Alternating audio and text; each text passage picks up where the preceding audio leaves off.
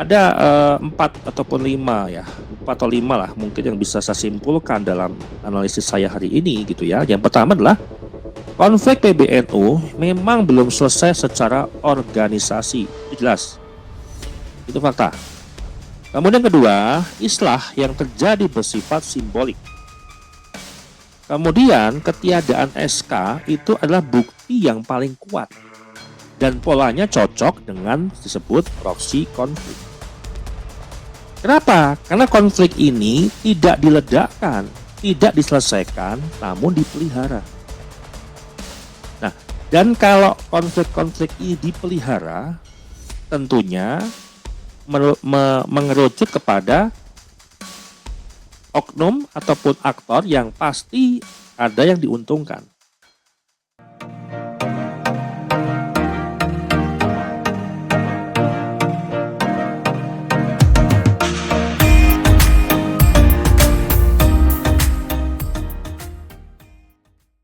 Bismillahirrahmanirrahim. Assalamualaikum warahmatullahi wabarakatuh. Ya, sahabat cari dimanapun berada.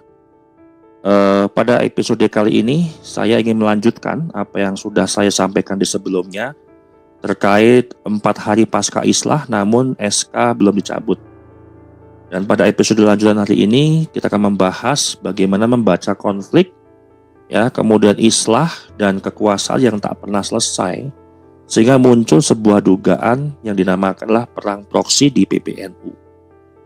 Ya, kalau konflik ini benar-benar selesai sebenarnya gitu ya, keputusan itu kan biasanya cepat. Kalau keputusan itu lambat, ya biasanya cuma ada 2 kemungkinan. Entah bingung, entah apa gitu ya, atau memang sengaja dibuat menggantung. Dan hari ini yang kita bicarain tentang satu pertanyaan yang sederhana, tapi dampaknya besar bagi Jamiah Nahdlatul Ulama. Apakah konflik di PBNU ini betul-betul sudah selesai atau sudah reda, atau hanya ditunda dengan nama islah? Kita akan memberikan sebuah pembahasan bagaimana teori itu terbentuk, membaca pola, meringkas semuanya, dan memetakan beberapa blok yang akan kita bahas di episode kali ini.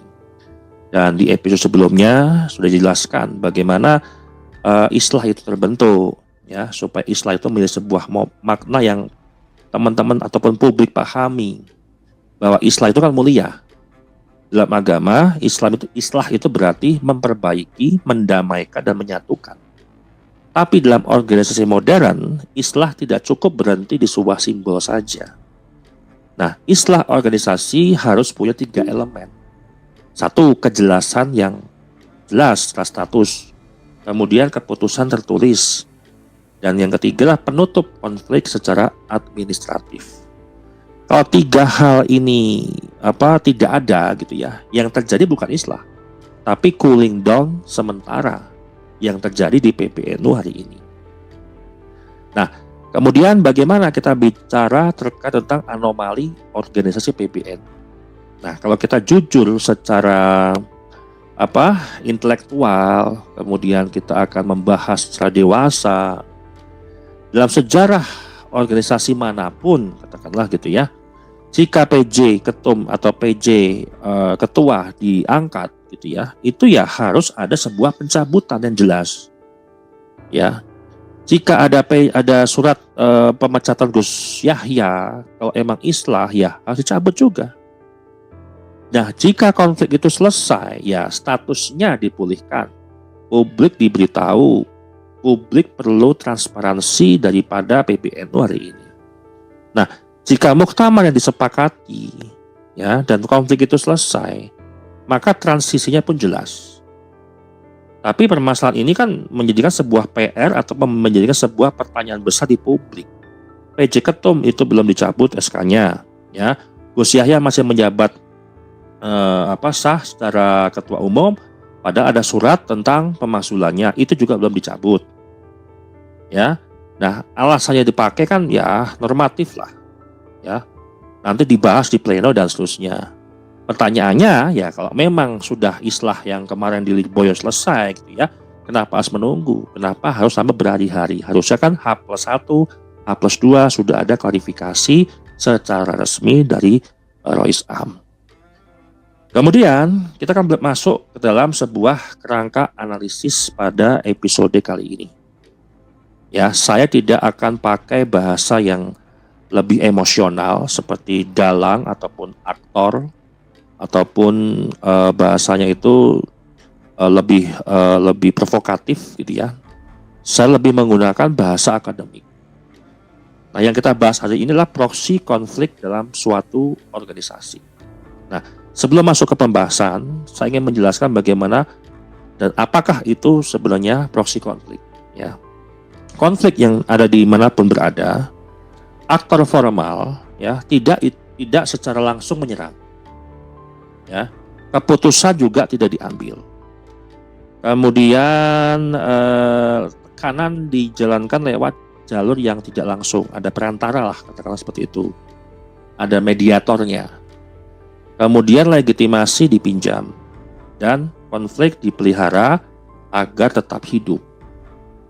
Nah, anehnya proksi konflik inilah yang memang sebenarnya lebih berbahaya daripada konflik terbuka.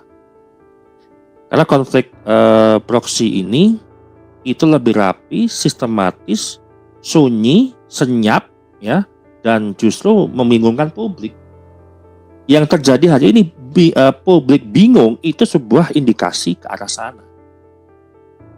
Nah, dalam penjelasan ini saya akan membagi beberapa blok, ya, supaya kita bisa petakan pelan-pelan.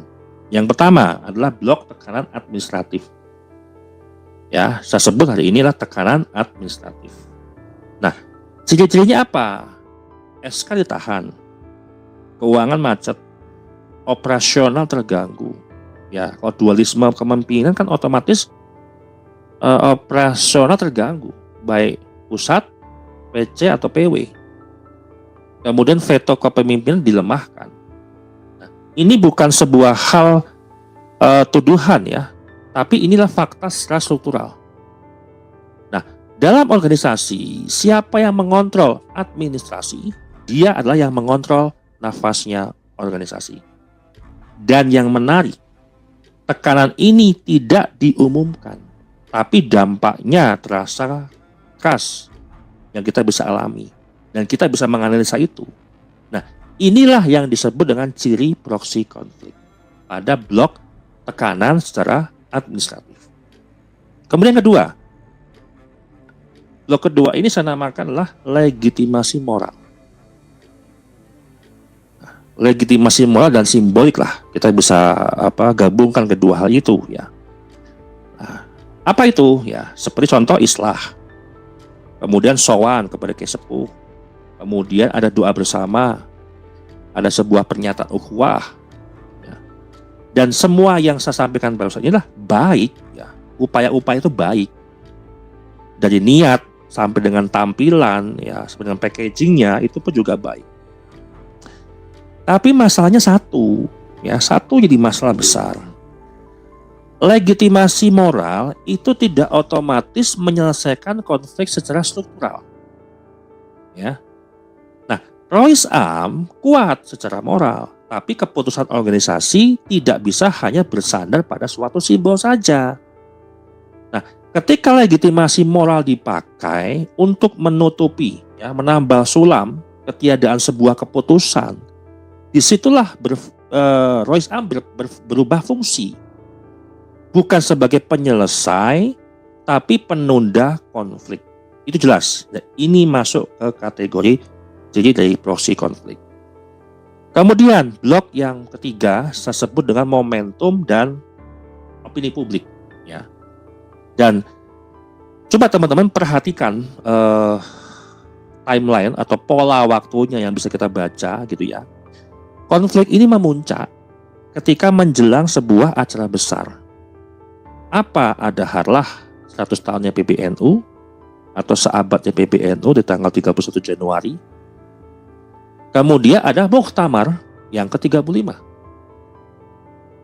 Nah, ini adalah sebagai publik. Dan ini adalah panggung nasionalnya PBNU. Tiba-tiba reda tanpa sebuah keputusan. Ini bukan sebuah kebetulan yang tidak disengaja atau kebetulan yang organik gitu ya. Ini adalah manajemen momentum. Nah, opini publik itu ditekan, lalu diredam, kemudian dinaikkan lagi. Dengan tujuannya satu, menjaga konflik itu tetap hidup, tapi tidak meledak. Supaya konflik itu stabil. Tapi sebenarnya masih ada konfliknya. Nah, bagaimana dengan lingkungan ataupun kepentingan eksternal yang ingin memanfaatkan PBNU? Ini yang perlu kita hati-hati untuk sampaikan. Mungkin ya ada persepsi ya publik di sosial media, mungkin ini ada aktor yang mendanai konflik ini atau siapa mendanai siapa, misalkan ya persepsi publik. Nah, di sini saya hanya bertanya, kalau sudah seperti itu, siapa yang diuntungkan jika konflik ini menggantung? Jika konflik ini masih pending, konflik ini masih ada, konflik ini masih belum selesai, dan konflik ini masih hidup. Dalam teori konflik, aktor eksternal tidak perlu mengendalikan konflik itu. Cukup menciptakan sebuah lingkungan yang memungkinkan konflik itu bertahan selama mungkin. Isu tambang, akses kebijakan, kemudian relasi ekonomi dan seterusnya. Semua itu tidak perlu dibuktikan satu persatu. Cukup dilihat apakah konflik itu menghambat atau mempermudah agenda tertentu. Dan jawabannya pun juga sudah mulai terlihat. Nah, kemudian kalau ada yang bertanya terkait apa yang saya sampaikan ini, apakah itu mempunyai validitas yang tinggi, maka tentunya kita akan menguji dulu hipotesis yang saya sampaikan ini gitu kan. Apakah isinya itu adalah fakta atau bukan? Nah, jawabannya adalah belum tentu itu sebuah fakta. Tapi hal ini sangat relevan dengan sebuah hipotesis atau sebagai hipotesis. Sangat memungkinkan. Karena yang saya tawarkan ini bukan sebuah bukti gitu ya. Namun dengan peristiwa nyata ya, kita bisa cocokkan ini sebagai peran atau peta peran. Dan peta peran yang saya sampaikan ini ya kita membaca pola, membaca situasi, mengumpulkan data-data di lapangan gitu kan. Dan ketika peta itu tadi kita uji dan kita cocokkan dengan peristiwa lapangan yang nyata, yang muncul adalah sebuah konsistensi pola. Itu jelas. Nah, di dalam akademik, konsistensi pola itu sangat penting sebagai bahan analisis. Nah, kesimpulan di akhir penghujung ini kepada teman-teman semuanya, ada 4 ataupun 5 ya, 4 atau 5 lah mungkin yang bisa saya simpulkan dalam analisis saya hari ini gitu ya. Yang pertama adalah konflik PBNU memang belum selesai secara organisasi, itu jelas, itu fakta. Kemudian kedua, islah yang terjadi bersifat simbolik. Kemudian ketiadaan SK itu adalah bukti yang paling kuat dan polanya cocok dengan disebut proksi konflik. Kenapa? Karena konflik ini tidak diledakkan, tidak diselesaikan, namun dipelihara. Nah, dan kalau konflik-konflik ini dipelihara, tentunya mengerucut kepada oknum ataupun aktor yang pasti ada yang diuntungkan. Nah, bagaimana kita bisa menganalisis lebih dalam ya? Kita akan melihat perkembangan-perkembangan yang nampak di permukaan akan datang menjelang Muktamar NU ini gitu ya. Dan tentunya kalau kita misalkan ambil sebagai jalan tengah dalam persepsi publik hari ini, dan kemudian apa yang saya baca pola-pola di beberapa kejadian-kejadian yang terkait gitu ya, sebenarnya NU ini terlalu besar teman-teman untuk dikelola dengan konflik yang menggantung. Ini kan konfliknya menggantung. Konflik yang belum selesai, konflik yang belum dipublikasikan sebagai akhir daripada konflik PBNU selama ini. Dan sebenarnya NU juga terlalu matang untuk diselesaikan dengan simbol saja. Dan PBNU terlalu strategis untuk dibiarkan menjadi arena proksi. Dan kalau islah itu benar-benar islah, maka ya keputusannya harus berani. Hari ini harus ada keputusan, harus berani mencabut. Supaya itu selesai konfliknya dan fokus terhadap harlah NU dan muktamar yang dipercepat. Kalau keputusan tidak berani, tidak formalkan, tidak dipublikasikan ke publik, ya jangan heran kalau misalkan menyalahkan publik gitu. Karena publik itu pasti bertanya-tanya dan pasti akan lebih kritis untuk memahami konflik PBNU ini. Karena pertanyaan publik dan apa yang saya sampaikan ini bukan sebuah tanda perpecahan ataupun kebencian, namun tanda sebuah kepedulian dan cinta kita terhadap NU. Demikian yang saya sampaikan. Saya ucapkan wassalamualaikum warahmatullahi wabarakatuh.